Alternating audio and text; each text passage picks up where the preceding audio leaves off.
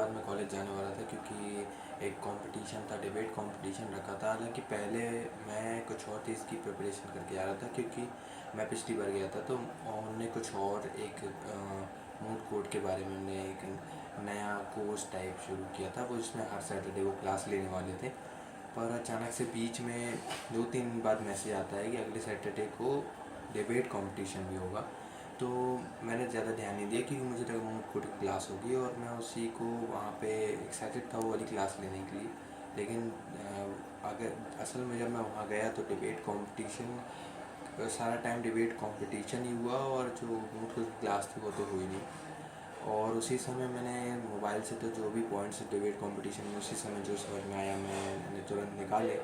लेकिन वो सारे जो चैट जीपीटी मैंने निकाले थे उनका कोई ख़ास फ़ायदा नहीं हुआ, क्योंकि वो सारे पॉइंट्स कुछ समझ में नहीं आए। कुछ ज़्यादा ही एडवांस तरीके से वो पॉइंट्स लिख के दिखा रहा था। लेकिन जो डिबेट थी वो हिंदी में थी, तो सब लोग अपना अपना पॉइंट अपने दिमाग से जो भी आ रहा था वैसे समझा रहे थे।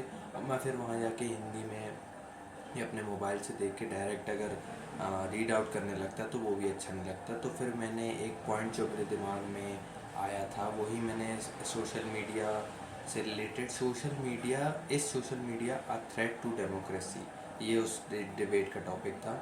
तो मेरे दिमाग में ये पॉइंट आया था कि सोशल मीडिया की वजह से जो रील्स और जो आजकल कंटेंट फ्लो होता रहता है, लोग देखते रहते हैं, जिसकी वजह से जो दो अपोजिट साइड्स हैं, जैसे एक पॉलिटिकल पार्टी को सपोर्ट करने वाला एक दूसरी पॉलिटिकल पार्टी, या फिर एक कास्ट से एक दूसरी कास्ट से, तो इन सब रील्स की वजह से दो अलग ग्रुप्स सोसाइटी के उनमें हेट्रेड पैदा हो सकती है। उन लोग किसी भी वजह से उन कंटेंट जो भी सोशल मीडिया में देख रहे हैं उस वजह से हेट्रेड फैल सकती है, और लोगों के बीच में झगड़े हो सकते हैं और सोसाइटी में इंस्टेबिलिटी हो सकती है। ऐसे कुछ मैंने पॉइंट बना के बोला था।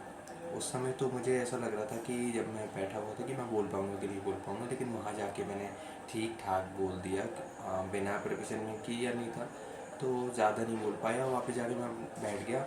हालांकि लास्ट क्लास में बहुत टाइम तक चांस तो मिले थे कि मैं दोबारा जाके बोल सकता था, लेकिन दिमाग में कोई पॉइंट ही नहीं आ रहा था।